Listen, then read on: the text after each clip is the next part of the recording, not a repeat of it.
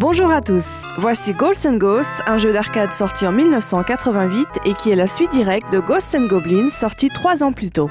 La bande originale du jeu est composée par Kawamoto Tamayo, une compositrice active dans le domaine des jeux d'arcade depuis 1984. Le jeu lui-même, un mélange de jeux de plateforme et de run and gun, met en scène Arthur, un galant chevalier qui doit parcourir le monde et affronter grand nombre de zombies, démons, fantômes et autres créatures occultes. Il paraît évident que c'est un sujet très inspirant pour un compositeur. Voici comment la bande originale de Ghouls & Ghosts souligne l'atmosphère glauque du jeu. Dans le tout premier niveau, nous retrouvons une variation d'une musique bien connue par les fans de la série.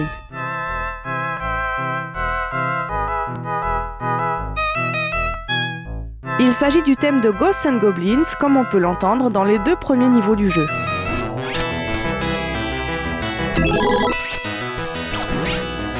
Notez que dans Ghosts & Goblins, même la musique du boss est une variation de ce thème.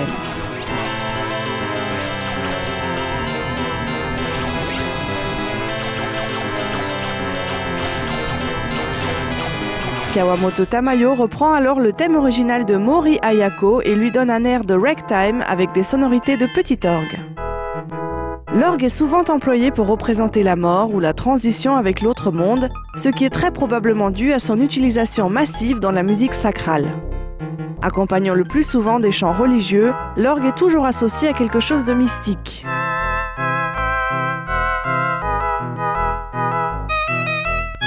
Kawamoto Tamayo l'utilise d'ailleurs dans la grande majorité des morceaux de Ghouls & Ghosts, notamment dans les moments de transition, comme par exemple à la fin d'un niveau ou entre 2 niveaux. Notez que la musique du premier boss contient à son début une référence évidente à la comédie musicale Le Fantôme de l'Opéra. Voici un extrait de l'original.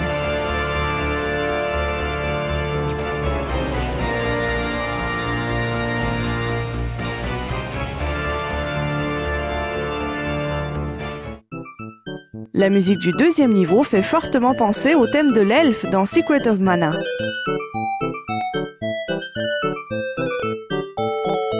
Légère, sautillante et accompagnée de sonorités de clochettes, elle ressemble à une danse nordique et ne colle pas du tout avec l'atmosphère sombre et glauque du niveau.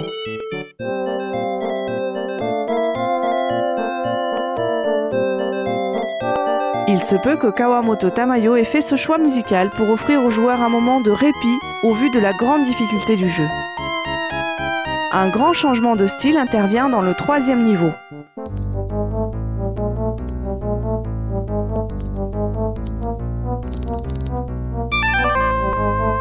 Malgré quelques bribes de mélodie à son début, la musique va rapidement devenir atonale et dissonante.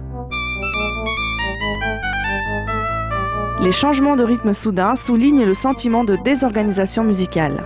Notre oreille a du mal à trouver ses repères.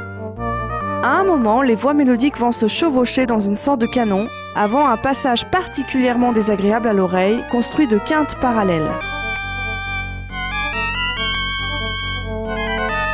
Sachez qu'un enchaînement de quintes parallèles est strictement interdit dans la musique savante, tout simplement parce qu'il sonne très laid.